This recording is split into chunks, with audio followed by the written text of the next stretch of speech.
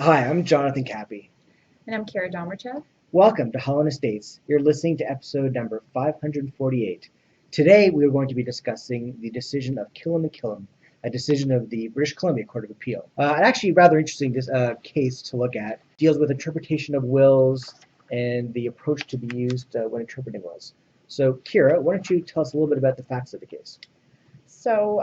This case was dealing with an interpretation of the wording of a will. So the deceased, Dr. Malcolm Hayden Hebb, died in 2009. He left a will and a number of codicils. There were various provisions in the will leaving trusts for his nieces and nephews. The one that was in question here related to a trust for Humphrey, who was the applicant in this matter, and the purported trustee was Eugene, the respondent, and his brother.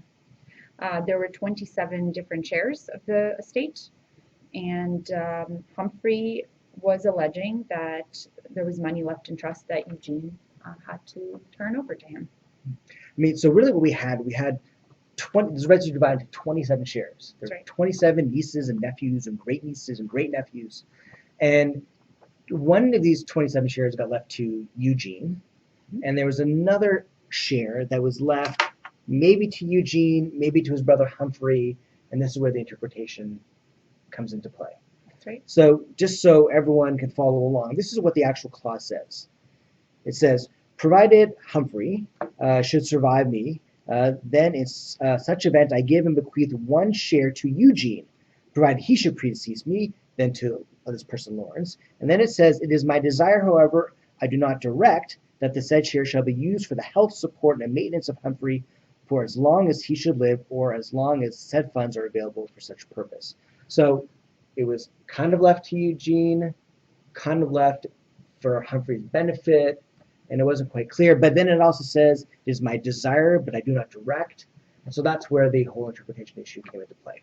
Eugene said, no, it's net right gift to me. Humphrey saying, no, it's a trust for me, and Eugene is the trustee, and that's where this fight played out.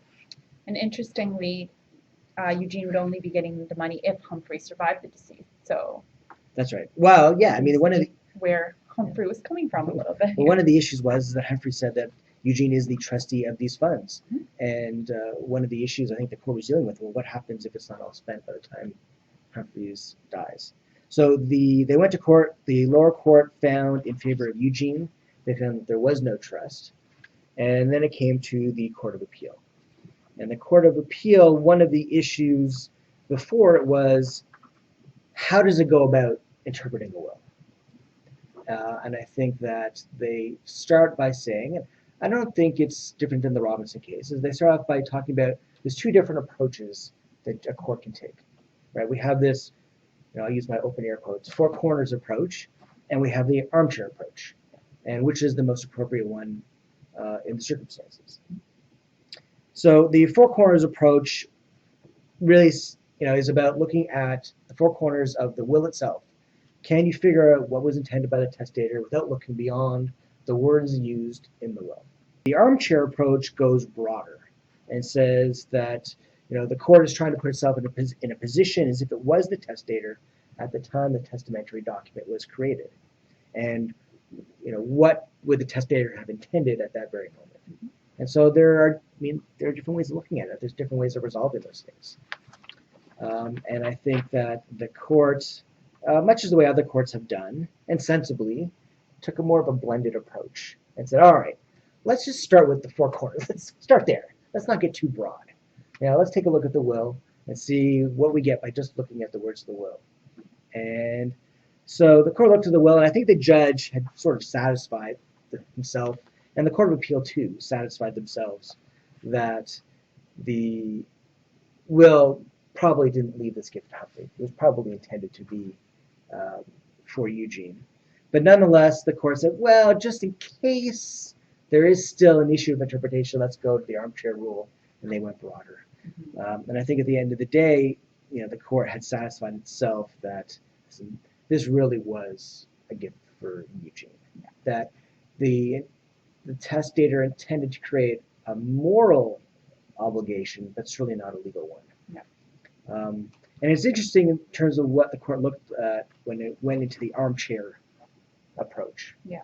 And they looked at, the testator's background generally. They talked about the fact that he was well educated, that he was well off, that he had a lawyer who had drafted the will for him, that he, and then all the circumstances. Then he uses the language that it is my desire, however, I do not direct. Those words were clearly chosen with care. The fact that he didn't distinguish between what would happen if Humphreys had passed away, all those things led the court to the conclusion that this really wasn't for Humphreys. That sure, if Eugene wanted to help his brother out, help him out. Yeah. But there didn't appear to be a binding obligation on him, and I think the lower court holding that it was precatory was appropriate. Yeah. They also looked at other provisions in the will, and they found that other provisions clearly created trust. So why would the testator use this specific language if he really did not mean for it to be distinguishable from the rest of the trusts he created? Yeah. That's a great technique when you're in that four corners approach. Is what is the other language used by the testator within that will? If we've got a particular clause that's not being contested and that creates a trust, how does our language differ, or how is it the same? Yeah. I think this is a good case where it seems that the courts could have satisfied themselves with an answer just by looking at the four corners approach, but they wanted to be sure. Yeah, and I think the Court of Appeal agrees with you. I think the Court of Appeal said, listen, he didn't have to go broader, but he wasn't wrong in going broader, and he did go broader, and he satisfied himself. Both the more narrow review and the broader review. So the Court of Appeal decided they weren't going to touch it. But, an interesting decision, only to look at the different approaches that a court can take with respect to interpretation of a will. Just something we want to highlight for our general viewing audience. But I think that concludes our podcast for today. Until next time, we want to thank you for listening. I'm Jonathon Kappy. And I'm Domratchev. Should you have any questions, please email us at webmaster@hollandhall.com or leave us a comment on our blog.